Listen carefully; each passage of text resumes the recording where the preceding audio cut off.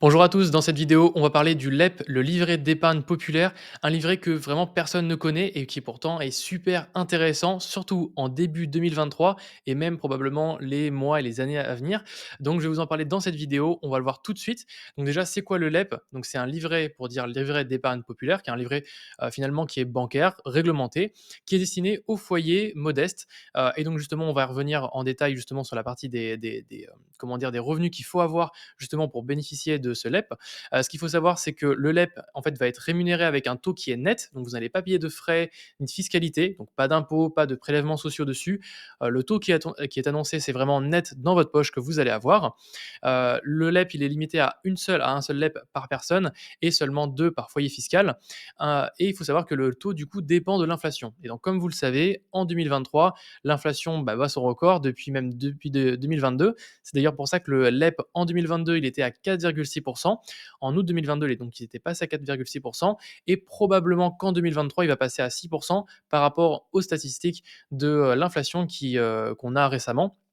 Donc justement, c'est pour ça que le LEP, en fait, finalement, c'est un livret qui est hyper intéressant quand vous voulez avoir une épargne de sécurité et que vous voulez avoir un «rendement» entre guillemets, en tout cas quelque chose qui combat l'inflation le plus facile, le plus, comment dire? Vivement possible. Donc le LEP, c'est une super solution. Donc pour récapituler, c'est 6 net, pour vous, net dans votre poche, à partir de 2023 et sinon actuellement, c'est 4,6. Ce qu'il faut savoir, c'est que malheureusement, le seul problème de ce livret, c'est qu'il est limité à 7 700 €. Alors c'est quand même super sympa d'avoir quand même 6% de 7 700 €. Donc c'est pour ça que si vous y êtes éligible au LEP, ouvrez-le parce que vous aurez 6% sur 7 700. Donc vraiment, mettez le maximum du plafond pour bénéficier du taux max. Donc qui est concerné par justement ce livret? C'est toutes les personnes majeures, donc 18 ans et plus. Il faut aussi être résident fiscal français et il faut avoir, donc ça c'est la petite condition un petit peu compliquée, mais vraiment rassurez-vous, c'est pas très compliqué à comprendre. Il faut que votre revenu fiscal de référence N-2 soit inférieur à 21 300 € si vous êtes une personne seule et à 32 800 € si vous êtes un couple. Comment est-ce qu'on fait pour vérifier ça? C'est super simple. Vous allez aller sur votre espace d'impôt, donc vous allez sur votre espace particulier d'imposition et vous allez retrouver votre avis d'imposition 2022 sur les revenus de 2021. Vous cliquez sur visualiser le PDF et donc vous allez avoir un PDF qui va ressembler à ça et vous allez voir tout en bas une case revenu fiscal de référence et donc c'est ce chiffre-là qu'il faut comparer. Ce que vous pouvez voir, c'est que moi, dans mon cas personnel, par rapport à mes revenus en 2021, eh bien, je ne suis pas éligible au LEP, donc je ne peux pas l'ouvrir et on peut voir aussi le nombre de parts. Alors pourquoi est-ce que le nombre de parts, c'est important? Parce qu'en fait, donc je vous mettrai les ressources justement, des articles en description de cette vidéo. Vous allez voir que, si vous êtes une personne seule, donc c'est très simple, c'est le plafond que je vous ai annoncé, 21 300. Mais si vous êtes par exemple une personne seule avec un enfant ou si vous êtes un couple ou si vous êtes un couple avec des enfants, bref, en fonction de votre nombre de parts fiscales, le plafond de revenus du coup est différent. Donc n'hésitez pas à vous référer à ce plafond-là, par rapport à votre situation. En tout cas, du coup, c'est vraiment sur le site des impôts, en perso où vous allez retrouver cette information. Donc comme ça, vous allez savoir si, avec vos revenus en N-2, vous allez être éligible ou non au LEP. Et du coup, comment est-ce que ça fonctionne? Eh beh, c'est ni plus ni moins le même fonctionnement qu'un livret, d'épargne classique. Donc vous allez aller voir votre banque traditionnelle et vous allez lui demander d'ouvrir un compte LEP, et pour l'ouvrir, il va falloir donner votre, avis d'imposition de du coup l'année N-2 pour qu'ils attestent bien: «OK, vous avez bien gagné moins que le plafond minimum et donc vous êtes éligible à ouvrir un LEP».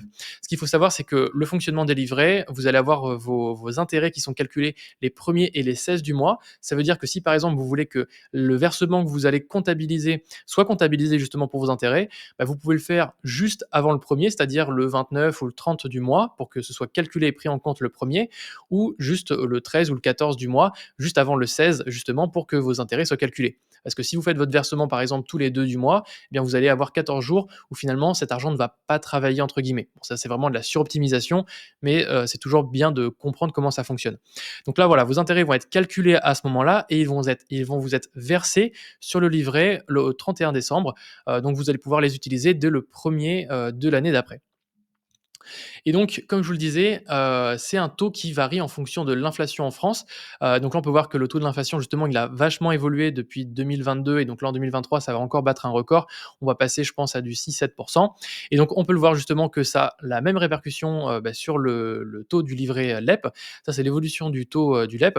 On peut voir que donc c'est passé de, 4,5 au tout début, c'est passé à 3, c'est monté à 4, on est redescendu à 1 et quelques, puis 2, par rapport à la crise de 2008 et on est redescendu vers année 2020 et en fin 2022, ça a commencé à re-exploser. Et là, on peut voir que début 2023, selon les estimations de plusieurs articles par rapport à l'inflation, on devrait arriver autour des 6% à partir du 1er février 2023. Donc, c'est pas encore officiel. Ce sera officiel à partir de mi-janvier 2023, justement.